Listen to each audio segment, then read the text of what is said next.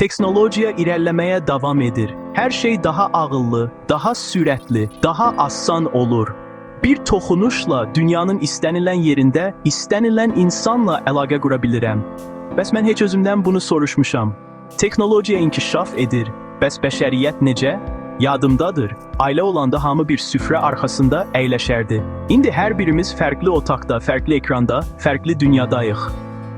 Əvvəllər sevgi kiminsə gözlərinə baxmaqla idi. İndi isə ekrana baxmaqla. Əvvəllər hisslərimiz haqqında danışırdıq.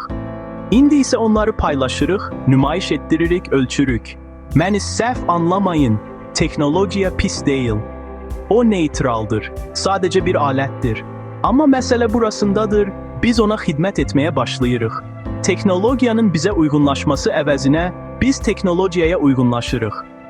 O bizi dəyişir, səssizcə dərindən, içdən çölə. Yaşlılara hörmət əvvəllər instinktiv idi, birbaşa ürəkdən gəlirdi. İndi isə dəbdən düşüb. Gəncləri sevmək, onları qorumaq istəmək demək idi. Bu gün uşaqlar telefonla böyüyürlər.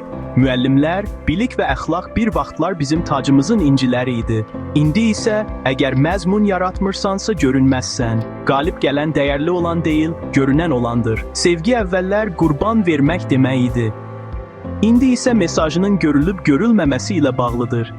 Mərhəmət əl uzatmaq deməkdir. İndi isə bir şər kifayətdir.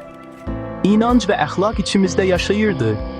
İndi isə onlar sadəcə sosial mediada trend mövzulardır. Biz dəyərləri görünüşlə əvəz etmişik. Əxlaqı statusla, səbir və xeyirxahlığı sürət və ego ilə. Biz bəşəriyyəti bir algoritmə dəyişmişik. Algoritmlər səssizliyi anlamır. Onlar ən gurultulu, şok edici, təhrif olunmuş həqiqəti irəli sürürlər. Müdrik, mədəni, düşüncəli insanlar, onlar səssizdirlər və səssizlik trend olmur. Bəs bu bizi hara aparır? Əgər bu yola davam etsək, sevgi süni olacaq. İnsanlar insanlara deyil, profillərə aşiq olacaqlar. Ailə bir WhatsApp qrupuna çevriləcək. Sonda teknologiya qalacaq, amma bəşəriyyət yox. Amma hələ gec deyil. Əgər teknologiyanı idarə etsək, onu doğru istiqamətə yönəldə bilərik. Yavaşla, dinlə, bax, hiss et. Ailənlə vaxt keçilərə hörmət et, gənclərə sevgi ver, dəyərlərinə sahib çıx. Bilik, müdriklik və etikaya dəyər ver. Teknologiya sürətlə dəyişir. Amma insan ruhunun formalaşması vaxt aparır.